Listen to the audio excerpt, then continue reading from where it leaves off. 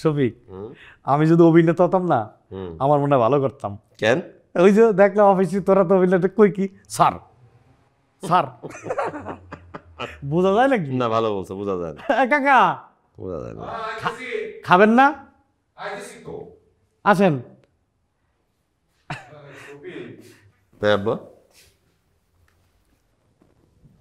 বাবা, তোর লোক আমার কিছু কথা ছিল। কি বলবা বলো আব্বা। ওই তোরে না কইয়ে আমি কাল তোর লাগে একটা মাইয়া দেখতে গেছিলাম, ওই ডিসি সাহেবের মাইয়া।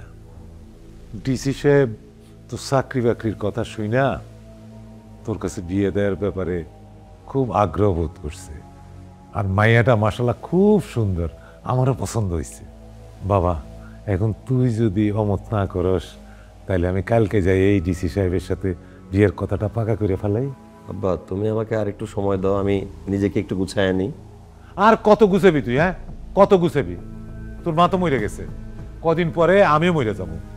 আমি চাই তোর বিয়েটা দিয়ে যাইতে। এই বুঝলু, তুই এর বুঝে কহ। কাকা আমি কি কম বুঝাই কন? আমি বুঝাইতে বুঝাইতে শেষ, এখন কি নিয়ে বুঝাবো এটা আমি বুঝতেছি না। বুঝলো ভাই, না বুঝার কি আছে? আমি তো বললামই আমার একটু সময় লাগবে। ঠিক আছে, ওর বুঝ মতোই কাজ করুক।